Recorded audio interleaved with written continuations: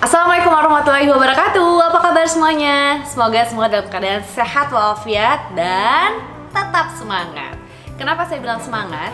Karena memang ini kita udah di rumah dalam waktu mungkin hampir 2 bulan. Dan kita pengennya supaya teman-teman semua bukan menjadi tim rebahan. Setuju? Iya dong, kita harus menjadi tim-tim yang produktif, yang siap untuk mencari solusi dari segala permasalahan yang kita hadapi sekarang. Karena semua belum pernah punya ada pengalaman yang sama seperti saat ini. Jadi belum pernah ada orang yang pernah ngalamin hal yang seperti ini. Jadi ini adalah sesuatu yang baru, bukan cuma untuk di Indonesia aja, tapi untuk seluruh dunia. Jadi bagaimana kita bisa menghadapi ini semua dengan sesuatu yang lebih baik lagi. Oke, mungkin kita akan mulai dari kira-kira apa yang harus kita lakuin selama berbulan-bulan ini. Karena banyak yang terjadi, perekonomian jadi turun.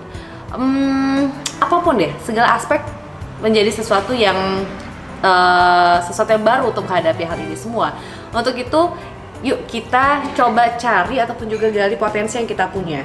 Karena memang dalam keadaan seperti ini tidak bisa dipungkiri bahwa teman-teman kita ataupun saudara-saudara kita banyak yang harus di rumah aja. Malah mereka dirumahkan secara terpaksa karena memang mereka tidak mempunyai pekerjaan. Karena pandemi ini banyak kasus-kasus yang memang terjadi di masa COVID-19 ini. Nah, jadi kita harus memulai nih, kira-kira apa yang harus kita lakuin karena kita adalah manusia-manusia yang mencari solusi. Oke, mungkin aku cuma bisa kasih tips ya dari apa yang sudah kita rasakan ini, yaitu pertama adalah kita mencoba untuk muhasabah diri dan juga berdoa. Dari kita berdoa dan muhasabah itu mungkin kita mencoba untuk flashback apa aja sih yang sudah kita lakuin selama ini, apa ya kesalahan-kesalahan yang mungkin kita pernah lakuin gitu. Karena kesalahan-kesalahan itu kan pasti akan keluar ketika kita mencoba mengingat-ingat lagi masa-masa itu. Mungkin juga dalam segi bisnis ada kejadian atau sesuatu hal yang mungkin mentok-mentok gitu, mentok segitu-gitu aja gitu. Kayak aduh, kenapa ya kok bisa begitu aja, atau kok kenapa nggak pernah berhasil. Nah, mungkin ada sesuatu hal yang tanpa kita sadari. Jadi dengan berdoa dan juga muhasabah diri, mungkin ini bisa akan menjadi solusi untuk itu. Lalu yang kedua, kita ciptakan ide-ide yang brilian. Karena saya yakin sekali setiap insan itu memiliki potensi yang luar biasa yang sudah Allah berikan kepada kita semua, tapi kita nggak pernah gali itu. Nah, makanya di sini kita yuk sama-sama di masa-masa pandemi ini di rumah aja, saatnya kita tuh berpikir kira-kira apa yang harus dilakuin ya selama ini ya. Ada ide apa ya? Mungkin bisa menjadi sesuatu yang produktif nantinya ke depan. Karena ketika pandemi ini mungkin kita sekarang harus berdiam diri. Tapi setelah pandemi ini selesai, kita harus menjadi manusia seperti apa? Otomatis kita menginginkan kita menjadi manusia yang lebih baik lagi dari sebelumnya. Jadi kita cari ide-ide yang insya Allah ini akan sangat membantu sekali. Nah, yang ketiga adalah action. Apa yang harus kita lakuin? Dari semua yang kita lakuin, dari berdoa, muhasabah diri, terus lalu kita tampilkan ide-ide brilian itu, kita harus lakukan action. Nah, ini juga salah satu yang sangat penting. Karena terkadang kita udah tahu, oh kesalahan-kesalahan selama itu tuh seperti ini, oh berarti nggak boleh kayak gitu lagi. Terus oke, saya punya ide-ide yang keren banget, tapi kalau nggak dilakuin ataupun dikerjain, semua juga nggak ada hasilnya. Jadi yang harus kita lakuin adalah action.